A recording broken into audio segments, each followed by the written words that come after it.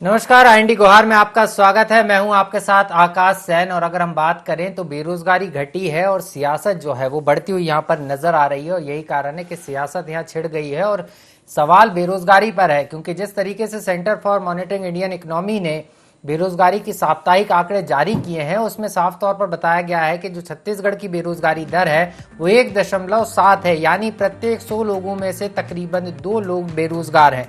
और इस रिपोर्ट के सामने आने के बाद इसको लेकर सियासी जंग जो है छत्तीसगढ़ में छिड़ गई है। सीधे तौर पर अगर हम बात करें तो छत्तीसगढ़ के मुख्यमंत्री भूपेश बघेल इसको लेकर न सिर्फ उत्साहित नजर आए, बल्कि उन्होंने केंद्र सरकार को नसीहत भी दे डाली।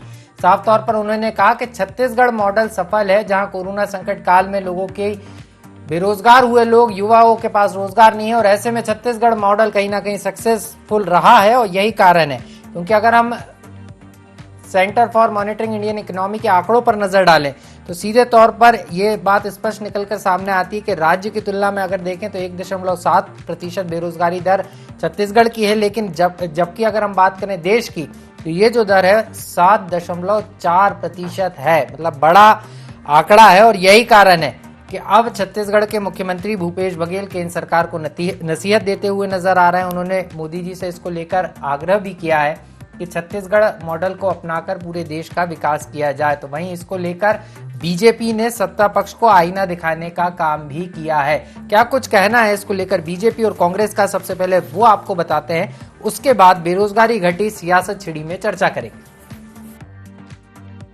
ICMI की जो संस्था जो बेरोजगारी दर के बारे में आंकड़े जारी वो हमेशा अध्ययन करते हैं और जारी किए। भारत सरकार के जो बेरोजगारी दर है वो लगभग 7.4% है और छत्तीसगढ़ का केवल 1.7%। इस प्रकार से बेरोजगारी दर में भी भारी कमी आई है। ये सरकार कटिबद्ध है और लगातार उसमें काम कर रही है। 2019 में शिक्षकों की भर्ती की प्रक्रिया शुरू हुई, उनके सत्यापन हो गए और 3 बार सत्यापन होने के बाद में 15,000 शिक्षकों की भर्ती 2022 बजट पास होने तक, मार्च तक नहीं कर पाए। इससे यदि कोई सीख लेंगे, उस प्रदेश का बंटरधार होने से कोई नहीं बचा सकता। अभी जो कॉलेज के लिए जो शिक्षकों के, जो सहायक प्राध्यापकों के जो इंटरव्यू हुए हैं, उनकी जो नियुक्ति होनी है वो नियुक्ति नहीं हो पा रही है। लगातार यहाँ के बेरोजगार, ऐसे बेरोजगार जिनका चयन हो गया है और चयन होने के बाद में अपने कागज को लेकर के घूम रहे हैं, ऐसे मुख्यमंत्री से सीख लेगा तो उन बेरोजगारों की दयनीय स्थिति और क्या बनेगी आपके सामने में है। और इसलिए प्रधानमंत्री जी से इनको सीखना चाहिए कि देश कैसे चलाते हैं, सरकार कैसे चलाते हैं और सरकार कैसे चलाते हैं, जनता का विश्वास कैसे है, देश कैसे चलाते हैं। तो नेता प्रतिपक्ष धर्मलाल कौशिक को आप सुन रहे थे। साफ तौर पर वो इस बात को कहते हुए नजर आ रहे हैं कि प्रधानमंत्री नरेंद्र मोदी से सीखना चाहिए कि किस तरीके से सरकार चलती है, देश चलता है। लेकिन जो आंकड़े आए हैं centre for monitoring Indian economy के, उसके बाद छत्तीसगढ़ सरकार उत्साहित है। और यही कारण है कि इसको लेकर एक तरफ राज्य सरकार केंद्र को आईना दिखा रही है, तो बीजेपी जो विपक्ष में है छत्तीसगढ़ में, वो राज्य सरकार को आईना दिखाते हुए नजर आ रही है। इसी पर हम चर्चा करेंगे। बेरोजगारी घटी, सियासत बढ़ी, और इसी पर हमारे साथ खास मेहमान जुड़ गए हैं। सुरेंद्र वर्मा जी हमारे साथ हैं, प्रवक्ता हैं कांग्रेस के। बहुत बहुत स्वागत है सुरेंद्र जी आपका। इसके अलावा अगर हम बात करते हैं, उमेश घोरमुड़े जी हैं, भारतीय जनता पार्टी का पक्ष रखेंगे, और राजनीतिक विश्लेषक लखन चौधरी जी भी हमारे साथ हैं। आप तीनों मेहमानों का बहुत बहुत एक बार पुनः स्वागत है।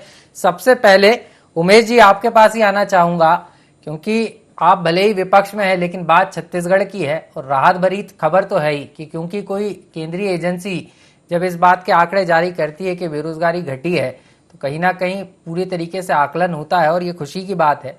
और अगर मुख्यमंत्री भूपेश बघेल इसको लेकर उत्साहित हैं तो इसमें आपको गलत क्या लग रहा है?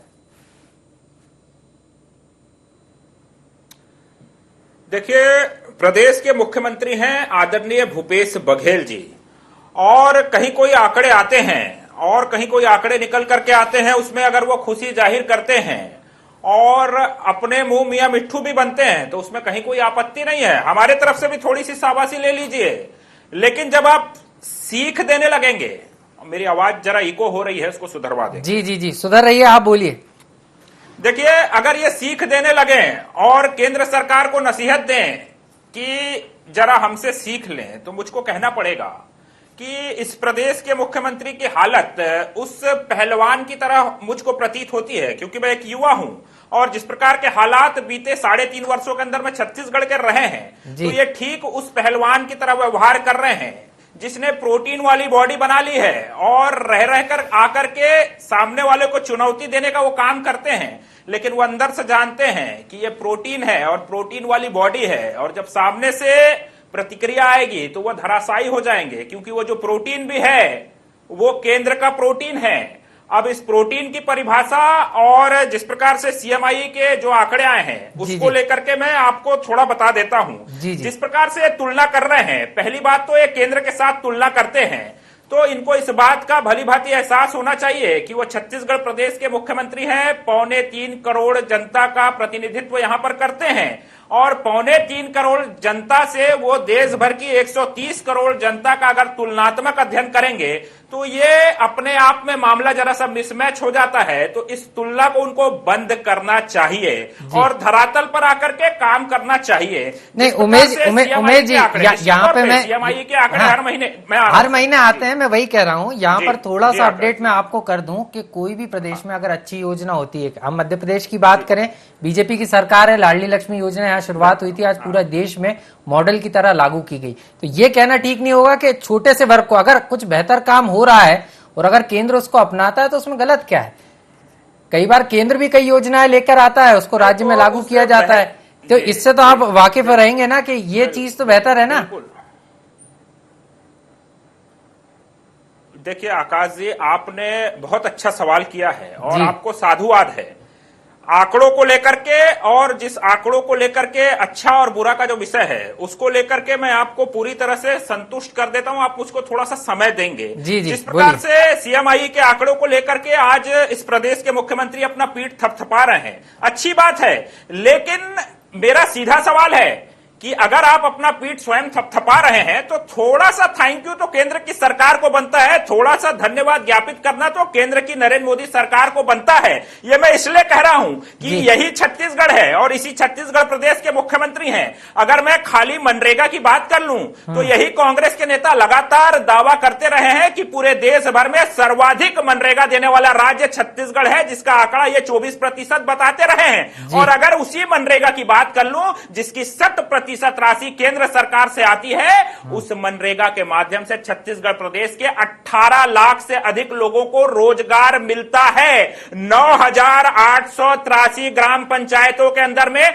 मनरेगा के माध्यम से केंद्र की सरकार सीधे तौर पर रोजगार पहुंचाने का काम करती है। यदि मैं प्रधानमंत्री बीमा योजना की बात कर लूं और किसान सम्मान निधि की बात कर लूं तो लगभग 1,000 करोड़ रुपए केंद्र की सरकार इस प्रदेश के अंदर में देने का काम करती है। तो निश्चित तौर पर ग्रामीण अर्थव्यवस्था को अगर मजबूत करने का काम पूरे देश भर के अंदर में किसी ने किया है तो केंद्र की नरेंद्र मोदी जी की सरकार ने किया है, और उसी का नतीजा है कि आज छत्तीसगढ़ प्रदेश की ग्रामीण अर्थव्यवस्था एकदम दुगनी गति के साथ मजबूत हो रही है। और अगर इन तमाम आंकड़ों को अगर मैं जोड़ दूं तो निश्चित तौर पे मैं आकाश जी मुझको मैं 2 सेकंड और देंगे, मैं निश्चित तौर पे कह सकता हूं कि ये जो बेरोजगारी की दरों में आंकड़ों में जो कमी आई है केवल छत्तीसगढ़ का विषय नहीं है, पूरे देश भर के अंदर में कमी आई है। तमाम राज्यों को आप उठा करके देख लीजिए, इसका सीधा सा कारण केंद्र सरकार की वो तमाम योजनाएं हैं। अब मेरा सीधा सवाल मुख्यमंत्री भूपेश बघेल जी से है, जब मनरेगा केंद्र की सरकार दे रही है, 18 लाख लोगों को रोजगार केंद्र की सरकार दे रही है,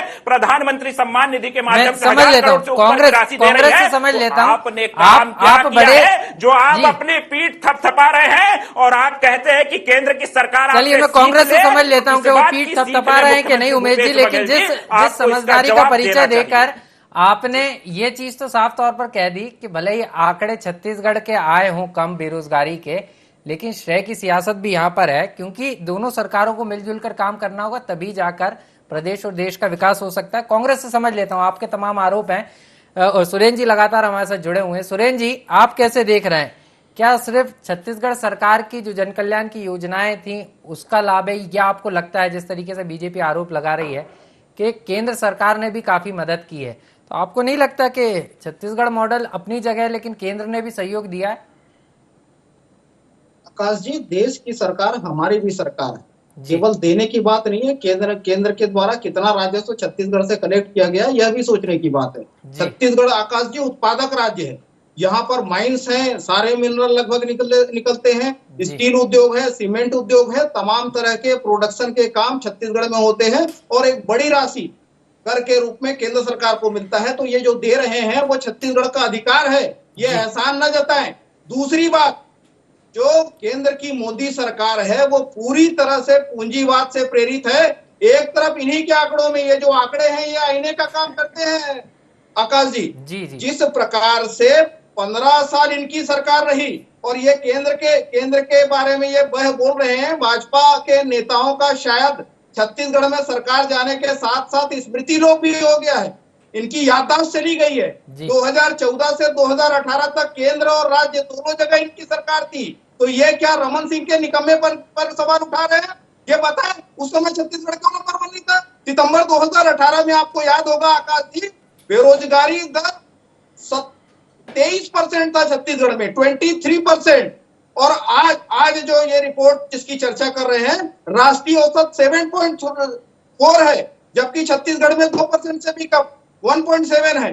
तो ये आंकड़े छत्तीसगढ़ की समृद्धि के हैं, छत्तीसगढ़ के विकास के हैं, छत्तीसगढ़ के जो तीनों सेक्टर हैं अर्थव्यवस्था के, चाहे वो कृषि हो, हमारे यहाँ किसान समृद्ध हुए हैं, चाहे वो कर्ज माफी के कारण हो या फसल का सही दाम देने के कारण हो। नहीं, समृद्ध हो गए, लेकिन सुरेन जी समृद्ध हो गए, लेकिन बीजेपी का ये भी कहना है कि केंद्र ने सहयोग दिया, लेकिन बीजेपी ये भी कह रही है इसके साथ साथ कि जो तमाम भर्ती परीक्षाएं निकाली गई थी उसमें भर्ती नहीं हो पाई, चाहे हम सहायक प्रोफेसरों की भर्ती की बात करें, शिक्षकों की भर्ती की बात करें। और वाकई में ये सच्चाई है कि कई लोग एग्जाम पास करके बैठे हैं लेकिन उनको मौका नहीं मिल पा रहा। आकाश जी, ये भारतीय जनता पार्टी के द्वारा फैलाया गया कोरा झूठ है। जो 14,580 पद हैं उसमें 85% में नियुक्ति मिल चुकी है, ज्वाइनिंग भी हो चुका है। जो 15% बाकी है उसमें हाईकोर्ट में स्थगन लगा है केवल 2 जिलों में। ये झूठ फैलाते हैं। जो 15 साल एक भी पद में नियमित शिक्षक का भर्ती नहीं किए, वो 14,580 पद में जो हमारी सरकार कर रही है, जिसमें 85% ज्वाइनिंग हो चुका है, उस पर सवाल लगाते हैं 15% क्यों हो जाएगा? सरकार पूरी तरह से प्रतिबद्ध है। दूसरी बात, असिस्टेंट प्रोफेसर और आकाश जी, ये 15 साल में 6 बार तो पीएससी कैंसिल किए, हमारी सरकार में 3 साल में 4 बार पीएससी की प्रक्रिया पूरी हो चुकी है। नई औद्योगिक नीति में इनके द्वारा जो आउटसोर्सिंग इनका चरित्र था, यहाँ के अधिकारों के, यहाँ के युवाओं के अधिकारों को जो बेचने का काम भाजपा के नेता करते रहे, उसके खिलाफ हमारी सरकार तृतीय और चतुर्थ वर्ग के भर्ती में स्थानीय जिले के मूल निवासी होना अनिवार्य किया है। नई उद्योग नीति भी स्थानीय, चलिए आप विकास के काम कर रहे हैं, रोजगार के काम कर रहे हैं, रोजगार से जोड़ने की बात कर रहे हैं, लेकिन बीजेपी को यकीन नहीं। लौटूंगा आपके पास, समय है अभी, लौटूंगा आपके पास सुरेन जी। में वरिष्ठ राजनीतिक विश्लेषक हमारे साथ बने हुए डॉक्टर लखन चौधरी जी, उनके पास चलेंगे। सर, जिस तरीके से अगर हम बात करें तो centre for monitoring Indian economy की जो रिपोर्ट आई है, उसके रिपोर्ट के आंकड़े तो साफ तौर पर बता रहे हैं कि जो बेरोजगारी दर है वो छत्तीसगढ़ में कम हुई है। इससे दोनों पार्टियों को खुश भी होना चाहिए, लेकिन इसको लेकर अब श्रेय की राजनीति हो रही है। एक तरफ बीजेपी ये कह रही है कि केंद्र सरकार की तो जो तमाम योजना है उसका ये लाभ जो है छत्तीसगढ़ को मिला, वहीं दूसरी तरफ छत्तीसगढ़ की जो सरकार है, जो कांग्रेस है, वो इस बात को कह रही है कि छत्तीसगढ़ मॉडल से सीखना चाहिए। क्या लग रहा है, क्योंकि अब चुनाव में भी तकरीबन 1-1.5 साल का समय रह गया है और ऐसे में दोनों ही पार्टियां जो है मिशन 2023 की तैयारी कर रही, तो ऐसे में मौका नहीं छोड़ना चाहती। जो भी मौका मिलेगा अपने श्रेय लेने की सियासत यहाँ पर दिख रही है साफ तौर। बिल्कुल आकाश जी, और देखिए जो आंकड़े हैं वो तो आंकड़े तो छत्तीसगढ़ सरकार का सपोर्ट कर रहे हैं, इसमें कोई दो राय नहीं है जी। भारत सरकार की तुलना में यदि हम देखते हैं तो छत्तीसगढ़ में निश्चित रूप से, और देखिए इसका जो इसको अप्रत्यक्ष रूप से कहे तो धर्मलाल कौशिक जी का जो तर्क था उसमें भी कोई दम नहीं था। जिस तरह से बेरोजगारी पर उनको अकाट्य तर्क देना चाहिए था विपक्ष को, भाजपा को खास करके, वो नहीं दे पाई।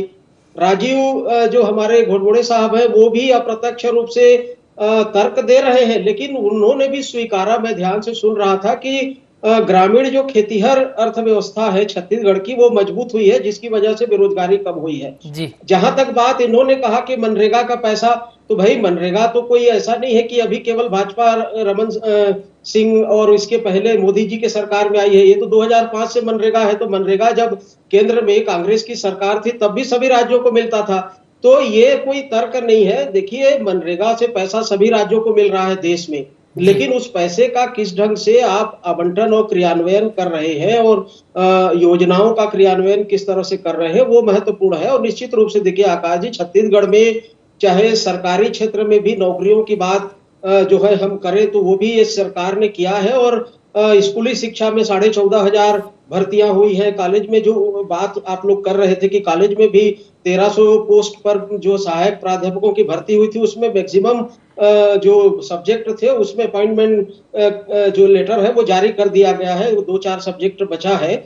तो कहने का मतलब नहीं, ऐसा नहीं है। इसके अलावा प्रशासनिक भी राज्य लोक सेवा आयोग के माध्यम से, व्यापम के माध्यम से और तमाम तरह की सरकारी नौकरियों के अवसर भी आ रहे हैं। सरकार अपने राजस्व की स्थिति के हिसाब से कर रही है। असंगठित क्षेत्र में भी नौकरियों के अवसर छत्तीसगढ़ में देखिए, औद्योगिक जो अर्थव्यवस्था भी खूब मजबूत है। स्टील का नहीं सर, मजबूत तो खूब है, लेकिन सर यहाँ मैं यही समझना चाह रहा था, लगातार राज्य सरकार की तो कोशिश भी होती है क्योंकि राज्य सरकार को दायित्व मिला है और ऐसे समय मिला है, ऐसे समय जनता ने चुना है जब देश में बीजेपी की सरकार है, तो सियासत तो इसको लेकर होगी। लेकिन आपको नहीं लगता केंद्र से जिस तरीके से सहयोग आ रहा है और राज्य सरकार, क्योंकि मुख्यमंत्री भूपेश बघेल ये कोई पहली बार नहीं है, इसके पहले भी लगातार कोशिश करते रहे हैं कि छत्तीसगढ़ में लगातार निवेश आए, छत्तीसगढ़ को किस तरीके से बढ़ाया जाए और लोकल ब्रांडिंग किस तरीके से की जाए, तो ये नहीं लग रहा कि ये एक मिला जुला प्रयास था जिसके कारण इस तरीके से आंकड़े निकल कर आए?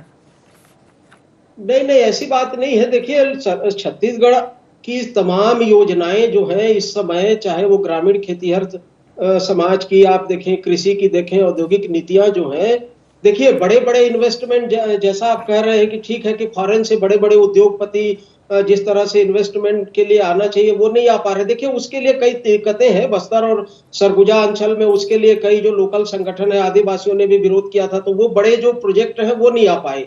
लेकिन फिलहाल जो सरकार की जो योजनाएं हैं कृषि से संबंधित, जो सबसे महत्वपूर्ण जो इस समय अर्थव्यवस्था मजबूत स्थिति में है वो इसका कारण है खेती जो है। खेती मजबूत है और खेती के साथ साथ उद्योग धंधे भी यहाँ पर मजबूत है, वनोपज और सिंचाई की सुविधाएं भी अच्छी हैं। तो इन सब चीजों को इस सरकार ने मैनेज किया है। बहुत सारा ऋण लिया है, कर्ज का बोझ भी सरकार पर बढ़ रहा है। देखिए ऐसा नहीं है कि इन योजनाओं के कारण सरकार पर कर्ज का बोझ भी बढ़ रहा है। कहने का मतलब है कि सरकार एक विजन के साथ काम कर रही है और उसका लाभ जो है जनता को दिखता हुआ मिल भी रहा है। यही कारण है बेरोजगारी दर घट रही है। उमेश गोरमड़े जी के पास चलेंगे। उमेश जी, आप कुछ कहना भी चाह रहे थे, पहले आप कांग्रेस के जो आरोप है उसका जवाब दे दीजिए, फिर मैं आपसे सवाल पूछूंगा।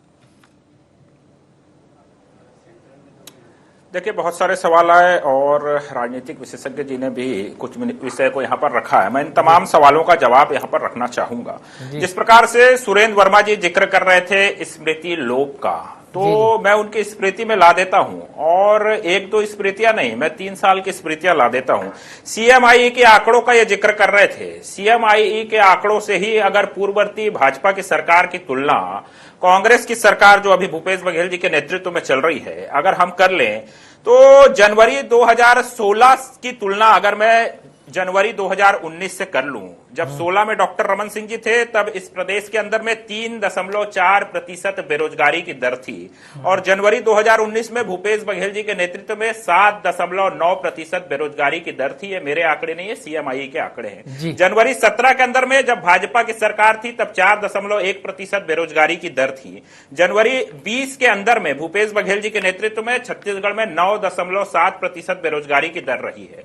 जनवरी 2019 के अंदर में जब हमने सरकार से हम चले गए उस वक्त 2.6% बेरोजगारी दर इस प्रदेश के अंदर थी, और जनवरी 2021 में भूपेश बघेल जी के नेतृत्व में 6.4% बेरोजगारी दर इस प्रदेश में रही है। वर्तमान में आंकड़े में सुधार हुआ है, केंद्र की सरकार और तमाम तरह की स्थितियां निर्मित हुई हैं और ये अच्छा संकेत है। लेकिन इस पर अगर ये राजनीति करेंगे, और झूठ का भी जिक्र कर रहे थे सुरेंद्र वर्मा जी और तमाम तरह के विषय निकल करके आए हैं, तो झूठ को लेकर के यदि इस प्रदेश के मुख्यमंत्री जी पूरे प्रदेश के अंदर में इस प्रदेश के युवाओं को बरगलाएं, छलें और बड़े बड़े पोस्टर लगे प्रदेश के अंदर में कि छत्तीसगढ़ की कांग्रेस की सरकार ने 4,65,000 नौकरियां छत्तीसगढ़ प्रदेश के युवाओं को दी है। छत्तीसगढ़ प्रदेश के मुख्यमंत्री भूपेश बघेल जी अपने भाषण में 5 लाख नौकरियों की बात करें, और जब सदन में हमारे नेता धर्मलाल कौशिक जी उनसे सवाल करें तो उनकी पोल खुल जाए और वो महज 20,000 नौकरियों की बात करें,